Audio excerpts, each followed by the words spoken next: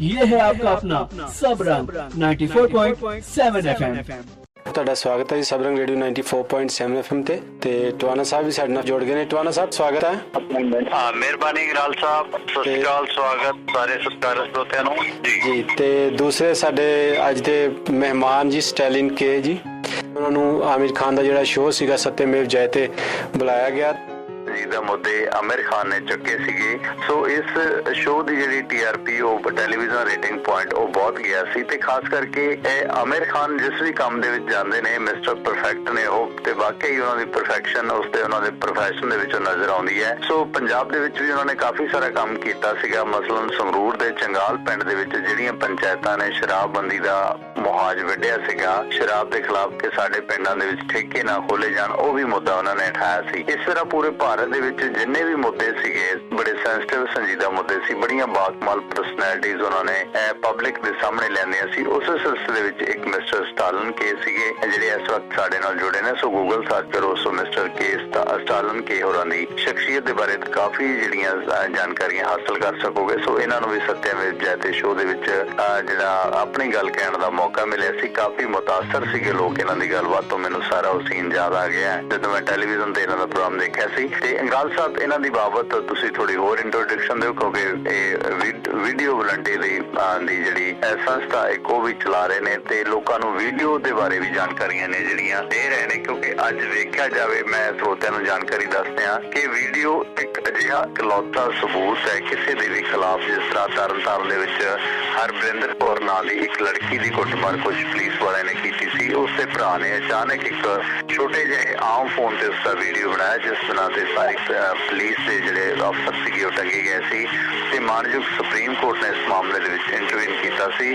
ਸ਼ਾਇਦ ਉਹ ਕੁੜੀ ਦੀ ਜਿਹੜੀ ਜਾਂਚ ਹੈ ਉਹ ਅੱਜ ਵੀ ਚੱਲ ਰਹੀ ਹੈ, ਉਸਨੂੰ ਜਿਹੜੀ CRP ਦੀ ਸਿਕਿਉਰਿਟੀ ਵੀ ਮਿਲੀ ਹੋਈ ਹੈ। ਪਰ ਮੇਰੇ ਕਹਿਣ ਦਾ ਮਤਲਬ ਹੈ ਕਿ ਅਗਰ ਉਸ ਕੇਸ ਦੀ ਵੀਡੀਓ ਨਾ ਬਣੀ ਹੁੰਦੀ ਤਾਂ ਉਸ ਹਰਬਰਿੰਦਰ ਕੌਰ ਦਾ ਕੁਝ ਵੀ ਨਹੀਂ ਸੀ ਬਣਨਾ। ਇਸ ਤਰ੍ਹਾਂ ਬਹੁਤ ਸਾਰੇ ਮਸਲੇ ਨੇ ਜਿਹੜੇ ਵੀਡੀਓ ਦੀ ਬਿਨਾਂ ਤੇ ਸਬੂਤ ਬਣ ਜਾਂਦੇ ਨੇ। ਸੋ ਇਸ ਬਾਰੇ ਲੋਕਾਂ ਨੂੰ ਜਾਗਰੂਕ ਕਰਨ ਦੇ ਲਈ ਇੱਕ ਵੀਡੀਓਗ੍ਰਾਫਰ ਬਣਨ ਦੇ ਲਈ ਜਿਹੜਾ ਕਾਫੀ ਟ੍ਰੇਨਿੰਗ ਮਿਸਟਰ ਸਟਾਲਿਨ ਕੇ ਹੋਰੀ ਦਿੰਦੇ ਨੇ ਜੀ। ਗਰਾਲ ਸਾਹਿਬ ਜੀ। ਸੋ ਟਵਾਨਾ ਸਾਹਿਬ ਤੁਸੀਂ ਕਾਫੀ ਸ਼ੋਅ ਦੇ ਬਾਰੇ ਤੇ ਸਟੈਲਿਨ ਦੇ ਰੋਲ ਬਾਰੇ ਦੱਸਿਆ। ਸਟੈਲਿਨ ਮੇਰੇ ਵੱਡੇ ਭਰਾਵਾਂ ਤਰ੍ਹਾਂ ਵੀ ਨੇ ਜੀ ਕਿਉਂਕਿ ਇਹਨਾਂ ਨੇ ਮੈਨੂੰ ਟ੍ਰੇਨ ਵੀ ਕੀਤਾ ਜਦੋਂ ਮੈਂ ਇਸ ਦੀ ਟ੍ਰੇਨਿੰਗ ਕਰਦਾ ਹੁੰਦਾ ਸੀਗਾ।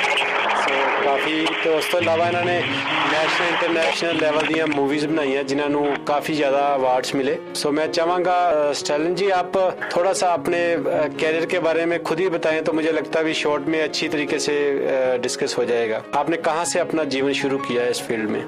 जी मैं शुरुआत में तो जब कॉलेज में था तब नुक्कड़ नाटकें करता था और काफी सोशल और पॉलिटिकल मुद्दों को लेकर के, खास करके हम लोग जब कॉलेज में थे तो उसके कुछ साल पहले भोपाल में बहुत बड़ा गैस का कांड हुआ था जिसकी वजह से हजारों लोग मर गए थे जी। तो उस मुद्दों को लेकर के हमने काफी नुक्कड़ नाटकें करी।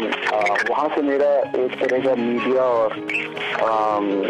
का रोल होता है लोगों की आवाज बनने का, वो जर्नी मेरी शुरू हुई 1986 में कॉलेज में था जी। और आगे चल करके फिर मैं डॉक्यूमेंट्री फिल्म जी। टवाना साहब आपका मेरे घर डिस्टर्बेंस आ रही था फोन दी जी जी जी हाँ जी जी शरण भाई हेलो हाँ जी मुझे लगता है सिग्नल ना कहीं कहीं बीच में ब्रेक हो जाता है। तो मैं चाहूँगा आप हमें अपनी जो दो बढ़िया मूवीज आपने बनाई थी और उनको नेशनल इंटरनेशनल अवार्ड मिले थे उनके बारे में भी हमें थोड़ा थोड़ा बताएं जी। जी राजेश, मूवीज डॉक्यूमेंट्रीज में बनाता हूँ और मैंने कुछ 15-16 डॉक्यूमेंट्रीज अभी तक बनाई हैं और सारी ही डॉक्यूमेंट्रीज कोई ना कोई मानवाधिकार ह्यूमन राइट्स के मुद्दों को लेकर के बनाई हैं। जो कुछ जो डॉक्यूमेंट्रीज हैं जो काफी लोग जानते हैं वो है लेसर ह्यूमंस, जो गुजरात में जो वाल्मीकि समुदाय के लोग हैं जिनको ये मैला उठाने का काम करना पड़ता है जी। उनकी जिंदगी पर था। और उसके बाद एक बनाई मैंने गुजरात में जो दंगे हुए थे 2002 में, उसमें मैं उस वक्त मैं वहाँ पर क्योंकि मैं गुजरात का हूँ वहाँ पे मैं मौजूद था और मैं हर जहाँ पे जो पिक्चर आप वहाँ पे लगे थे बिल्कुल मुझे याद है वो ट्रेनिंग में आपने वो सारी वीडियो और पिक्चर भी दिखाए थे उस टाइम पे। तो मुझे आज तक वो देख के मेरे रोंगटे याद खड़े हो जाते जब अंदर जलते हुए लोगों की लाशों की ओर। जी बिल्कुल।